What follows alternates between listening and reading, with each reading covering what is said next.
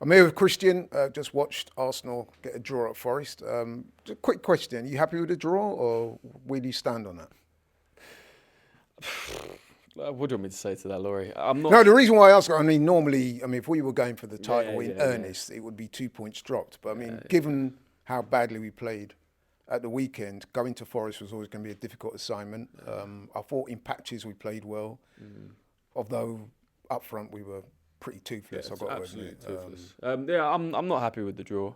Look, if this was second game of the season and all our players were fit, and it's not a bad result in the biggest scheme of a season.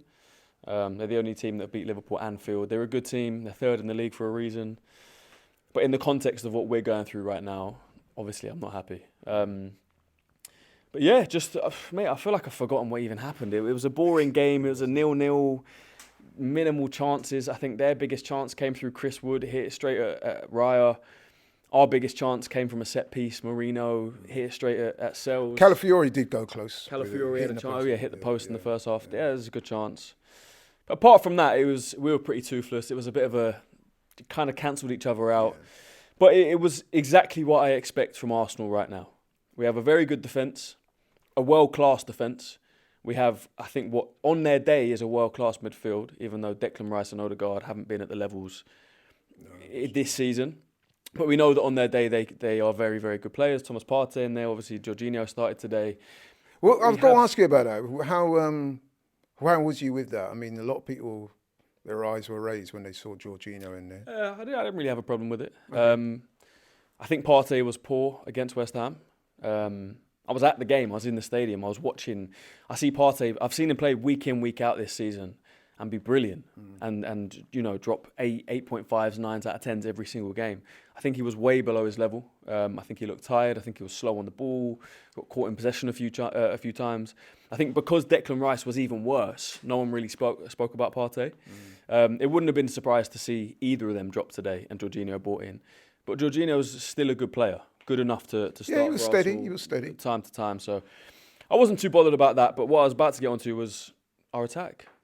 Like you say, like everyone is saying, and we know this, man. I'm not going to go back over the summer transfer window in January. That is the problem. We all know that, but we've all said that. We're toothless up front. We needed help. We didn't get help. Ethan on the right is trying to do everything himself. He's brilliant. He's the star boy, 17 years old. Absolutely wonderful player. If anything was going to come today, it was going to come through him. Was you surprised he came off?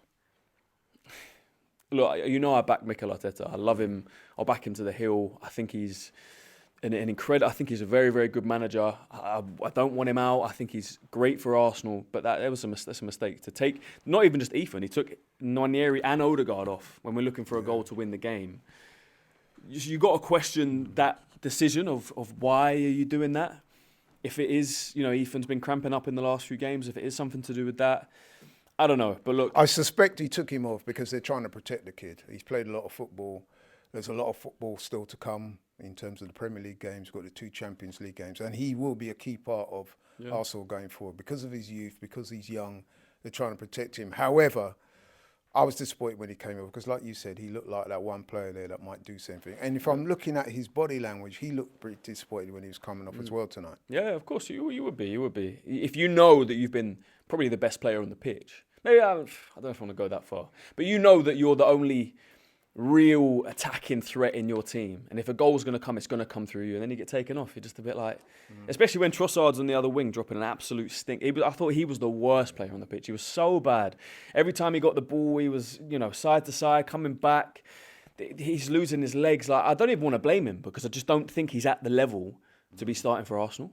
Which isn't necessarily his fault. He's not putting himself in that position. Arteta and the board have put ourselves in the position where we've got to start a finish Leandro Trossard on the left wing, which we just shouldn't be in this position. And then Mikel Marino, a defensive or a midfielder playing up front, like it just doesn't make sense. And this is the situation that we're in. So I'm not mad at what I saw because I saw a very good defence. I saw a more than competent midfield, a very good midfield, although I don't think Odegaard and Rice were at the levels. And then I just saw a blunt attack. So, but it's nothing more than I expected, man. I can't believe I said 1-1. I should have said 0-0. And 0-0 makes so much sense. It does. It really does. Yeah. There's probably some like professional gamblers out there today who knew this was going to happen. I think you made a good point. When you look at the lack of attacking options, it's no surprise we're not scoring. And this is our second game in succession without scoring a goal. And if you look at our last 4 games, I think we've gone 3. 3 of those 4 have been goalless. So that is becoming a bit of a concern. And it's obvious why. Moving ahead, though, massive game coming up next week against PSV. Listen, we pretty much know that the title's gone. But there is the Champions League. Would you do anything different today than what's been done in terms of personnel? Is there anything you'd like to see the manager try? What can we do different? Seriously, I don't think he has an option to do anything different at all. You have to start Ethan on the right. You have to start Trossard on the left because Sterling's not starting in this team. And then who do you put up front? You've got to put Marino up front again. Maybe Calafiori. Maybe, yeah. Look, oh man. Am I right in thinking that he has played up front in his career? I think people are telling me that. I think when he was a kid, he started as a striker, which most players did, and then he moved back and back and back. Yeah, that's true. But man, it's going to be the same team. Hopefully something clicks. Hopefully we can open up PSV. PSV aren't... Nottingham Forest are a better team than PSV. Put it that way. I think we can open PSV up more than we did today. I think we can get through PSV in the Champions League. Look, we might not. It wouldn't surprise me if we didn't because we can't score goals. But I think we will. But then once we get through PSV, it's Atletico or Real Madrid. And with this attack and this team right now, I don't think we're getting through that. So, look, all our eggs are in the Champions League basket. I don't think we're going to win it. Can we?